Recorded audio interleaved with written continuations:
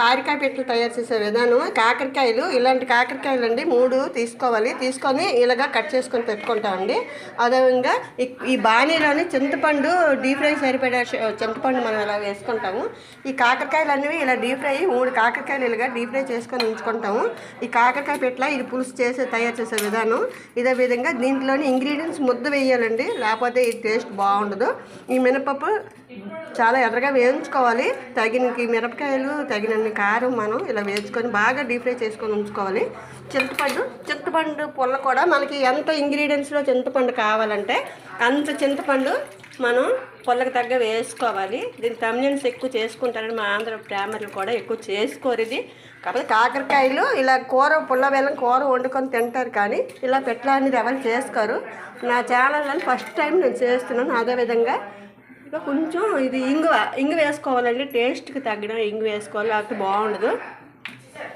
అదేవిధంగా ఈ కాకరకాయ పెట్టాలని పసుపు కూడా వేసుకుంటామండి, పులుసు మాదిరిగా చేసుకుంటాం. చెప్పిన విధానం అందరికీ తెలుసు, కానీ తెలియాలి కదా చాలా వరకు.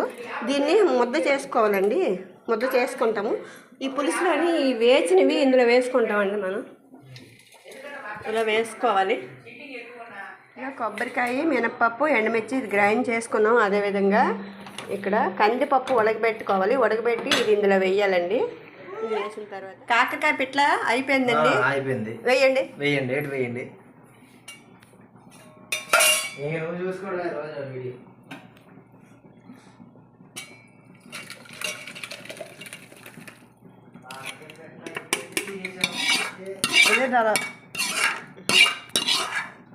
పోపు, కాకరకాయ పిట్లకి పోపు.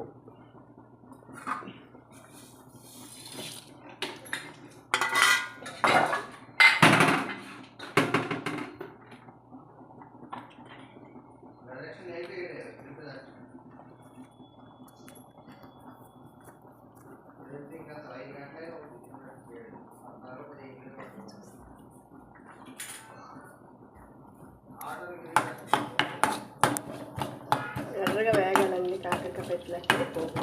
ఏం అక్కర్లేదు, ఒక 2 ఎండుమిరపకాయలు, చిటికలు జీలకర్ర, చిటికలు ఆవాలు అంతే వేసుకుంటే ఇంగు వేసుకోవాలి.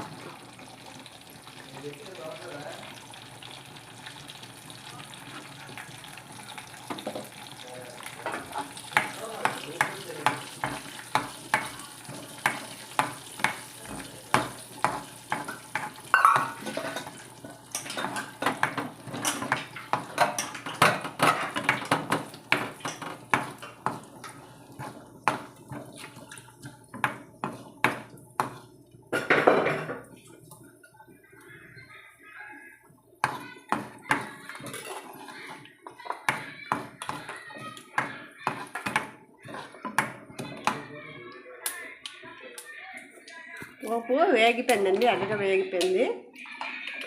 ఇది వారం రోజులు నిల్వ ఉంటుందండి పులుసు. వారం రోజులు నిల్వ ఉంటుంది. కాకరకాయ పులుసు అంటాము, కానీ కాకరకాయ పిట్ల ఇది చాలా సూపర్గా ఉంటుంది. కానీ మీరు కూడా తయారు చేసుకోండి.